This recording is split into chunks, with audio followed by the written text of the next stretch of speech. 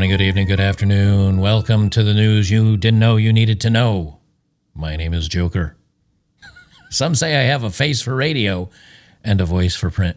I got to change my intro music. I forgot that for those of you asking why I've changed my intro music, if you're watching this on YouTube YouTube, I'll have edited it and removed the old music and put in the new music because I got it off a free website where you could just get, freeware music, copyright-free music, and somebody uploaded it to YouTube and claimed copyright on all my videos that had that music. So now I have to replace the music with something that I have licensed. I've already licensed the other music. I've had it licensed for 5 years. I said, I've already paid for it. I'll just use that licensing, and then they can't hit me on it and give me a bunch of crap. Good Monday afternoon. Wow, I said morning. It's 4 p.m. You can tell I haven't had my coffee yet. I forgot to make my coffee. I'm so irresponsible.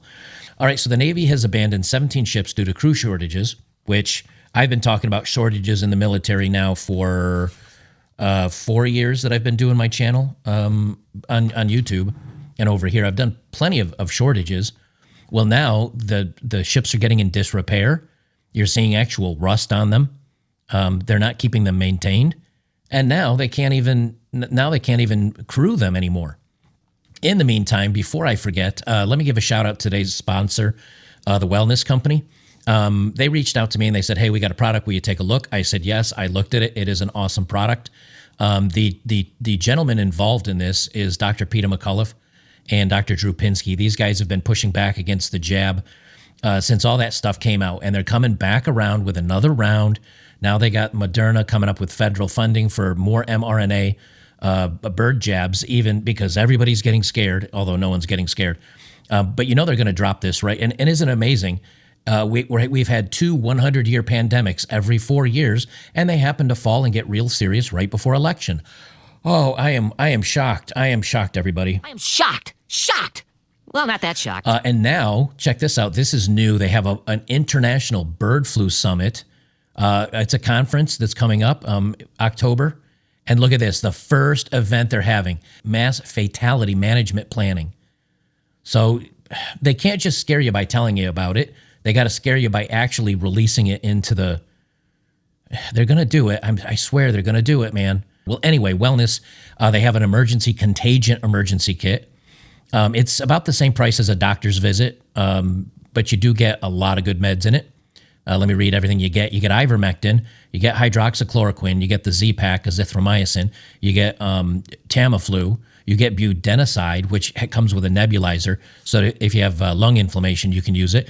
And if you use the kit, you can just reorder whatever you used. You don't need to get another full kit. You just get a refill for it. It's only available here in the U.S. That's the only downside. But the good news is you can have this, and then you don't have to worry about going to the hospital or doctor's lines or any of that stuff. So you can go to twc.health/oddmanout. You will see a lovely picture of myself. Anyway, go to twc.health/oddmanout. No spaces, just ODDMANOUT. Get yourself at least the contagion kit. They have travel kits, emergency kits, medical emergency kits, but the contagion one, that's the good stuff. That's what I'm saying.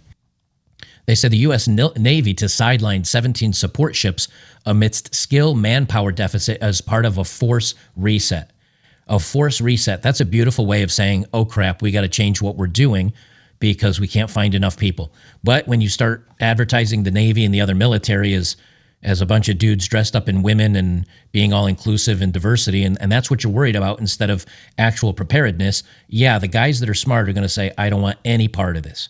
So now you're filled with a bunch of they-thems that don't know what they're doing, and that's what you're going to get.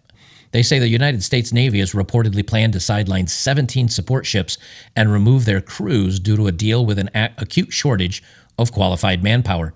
KNews.com has learned that the drafted plan, dubbed Force Generation Reset, is expected to reduce the civilian mariner demand for military Sea Lift Command by around 700 billets.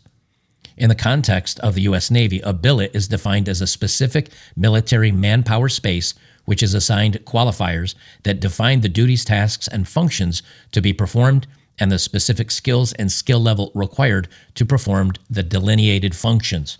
So what does that mean? It's basically saying we're missing the actual human beings that have the skills we need to provide this service to the military, whether civilian or military. That's not good. You don't train the next generation. You tell them all they need to go get an underwater gender basket weaving degree. You don't teach them about boilers and pipe fitters and welding and all the rest of the stuff, and then you're going to run short on people. They say the plan to sideline the support ships is currently awaiting approval from Admiral Lisa Franchetti, the Chief of Naval Operations. They say the sideline vessels include 2 Lewis and Clark replenishment ships, 1 fleet oiler, a dozen Spearhead class expeditionary fast transports, it's been reported. In addition, the plan includes the removal of the crew from 2 expeditionary Navy sea bases that were deployed outside of the U.S. for the long haul. The USS Louis Puller, based in Bahrain under the U.S. Central Command, and USS Herschel Woody Williams, based in the Naval Support Activity Suda Bay in Greece. Now, we're going to talk about Greece in just a moment here, because the U.S. Navy pulling back on its capabilities has real world consequences, even if we're not in an active conflict. They say that the proposed move involves removing the crew from the 17 chosen support ships and reassigning them to the larger MSC, Military Sea Lift Command pool. The Military Sea Lift Command operates a fleet of logistics ships, including resupply vessels, fleet oilers that refuel ships, and aircraft salvage ships, the Navy's 2 command ships, submarine tenders, and hospital ships. I don't know, if you ask me, that all sounds kind of important to keeping the Navy operative. They say these vessels are crewed by 5,500 civilians employed by the U.S. Navy. However, as a result of the current skilled manpower shortage, there is an extremely small number of crew members available standing by who can take over for the crewmates on board the vessels, so everybody gets a healthy work-life balance. They say former military Sea Lift Commander Mariner explained, if you're required to have 100 people on a vessel, there are only 27 more people on shore at any given time to rotate those crew members. That math just doesn't work. No one's able to have a healthy work-life balance and be able to get off the ship and get adequate time to go home, have time at home with their family, take leave, take care of medical requirements, such as getting an operation to make yourself a woman if you're a man. And yes, I'm throwing that in there because they do that, and it is paid by our tax dollars in the military. They say the 100 to 27 ratio means that a crew member will have to be out at sea for over 4 months to be able to take a leave for about 30 days while a replacement handles their duties. Now, let me put a pin in that for a second. When I was active duty, I remember working a year. I mean, I was a cop in the Air Force. I remember out of a year, I think I got 30 days off, maybe 6 weeks out of a year, but I don't think it was more than a month. And now they're saying that you'll have to be out at sea for 4 months, but in order to be able to take 30 days leave, which is 5 months. So if you did that every 4 months and got 30 days leave every 4 months, that sounds like 60 days off, 60 plus days off in a year. That seems a lot less severe than when I was in. That seems quite a bit easier. Is it we're getting soft, or there's more work-life balance in the military? I don't know. They said the schedule for mariners became all the more severe during the bug outbreak due to the prevention measures imposed by the now retired military Sea Lift Commander, Commander Rear Admiral Michael Wetluffer. Well, you made it mandatory to get the jabs, and I'm sure a lot of people quit. They said as part of the imposed gangway up policy of Wetluffer, crewmates were not allowed to disembark their vessels for months on end, which resulted in several mariners quitting their jobs, furthering the manpower deficit issue. During the bug, nobody was getting off the ship. Mariners were being treated poorly, and so they started to quit, another retired mariner was quoted as saying. Since then, mariners have been quitting at a greater rate than MSC can hire new ones. People say, I had to quit because it's a terrible work-life balance. I can go to sea and also have a family, so I got to leave. Okay, so they're talking about the civilians. So me as a military member, it wouldn't apply because they're talking about civilians that voluntarily, work. They can quit whenever they want. In the military, you couldn't quit whenever you want, no matter how bad they treated you. You were at least stuck for 4 years. They say, furthermore, the previously quoted former mariner added that much training is required of every billet at MSC to stay proficient with Navy requirements in training and merchant marine credentialing, making it even more difficult to find replacements for the hands on deck. On the other hand, if the U.S. Navy and the Military Sealift Command greenlight the plan to sideline the 17 chosen ships, it would free up 600 to 700 sailors who could not only bring a better balance to the ratio between hands on deck and standby crewmates, but also join the newer support ships like the John Lewis-class Fleet Oiler. It was reported that although the U.S. Navy has received 3 ships of the said class, they've not been deployed yet, partly due to an acute shortage of crew members. It sounds to me like a whole lot of get woke, go broke. You know, we're spending our money not wisely. We're spending money on DEI. We're spending money on advertising for DEI.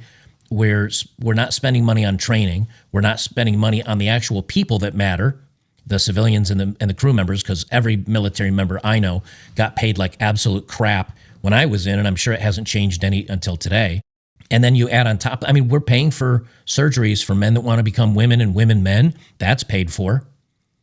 And what do you get out of all of this? More shortages. Amid recruiting woes, active duty ends strength to drop again in 2024. They say under the strength levels outlined in the annual defense authorization bill passed the Senate Wednesday, which was 6 months ago. That was 6 months ago now. The total number of active duty troops in the armed forces will drop to 1,200,084. That's down nearly 64,000 people. They'd say the reason for the lower target isn't a decrease in missions or threats in the recent years. Instead, the number reflects recruiting challenges across the services. The corn, and I've said this before, I'll say it again quickly, it's the corn-fed farmer boys that are out in the middle of the country that maybe don't want to go to college, but they don't know what they want to do for work yet. They might sign up, get some skill. You know, you can usually get trained. So if you join up into the military, they'll train you. They train me in law enforcement, obviously. I got that training for free. I got a paycheck while I was doing it. It wasn't great, but it gave me some direction in the 4 years after high school when I didn't want to do college. Now those same dudes are like, I don't want to be a part of this military. So instead, you're getting a bunch of weirdos, basically. And what comes out of all of this? Well, this is from 2 days ago. Remember how I mentioned here in the beginning of this story, the plan's removal of the crew from 2 units. Right here, Woody Williams, based in Naval Support Activity Suda Bay in Greece. Well, this is from a Greece-flagged ship, a tanker. This is from CNN from 2 days ago. Fires on board a Greek-flagged tanker after Houthi attack in the Red Sea, says Maritime Agency. I saw the video of this, and it's quite fiery. They say there's no leaks, but a tanker was hit because the Houthis are going around causing problems, and the United States isn't at I would say, ability level of where it's been. And so there's a lot of areas that we used to patrol to keep it safe that we don't anymore because we're losing that ability. They say 3 fires blazed on a Greek-flagged oil tanker from the Red Sea, the United Kingdom Maritime Trade Operation said on Friday, one day after rescuers evacuated its crew in the wake of an assault by Yemeni Houthi militants. The Iran-aligned Houthis, who control Yemen's most populous regions, said on Thursday they had attacked the Sunyan oil tanker as part of their 10-month campaign against commercial shipping to support Palestinians and the war between Israel and the Palestinians in Gaza. The Houthis first damaged the tanker on Wednesday with repeated attacks that caused a fire and loss of engine power. They go on to explain what else has happened to the ship. Now, when we kind of had forced readiness and we didn't put up with this crap, previous administrations would have hunted them down and removed them from the seas to make sure that they didn't do this again. But when they're not afraid of you, well, they're going to cause trouble, and that's exactly what happened in this case. So, we're losing ability, we're losing readiness, we're losing manpower that can actually do the work, and we're going to get ourselves in a lot of hot water. Everything's going to get worse. Everything's going to get worse. If we can't patrol the seas like we used to, if we can't ensure that other shipping lanes are open, the cost of your goods coming from, China or wherever else they're bringing it through the straits over there, that's all going to skyrocket. What are you going to do at that point? You're going to pay 2 times, 3 times as much for oil for your products coming from overseas, because there still will be shipping container companies that risk it, but they might have a gunboat that protects them, and that's going to cost extra money if they have to get some mercenaries or somebody to do it. It's all going to get worse from here, I'm telling you, man.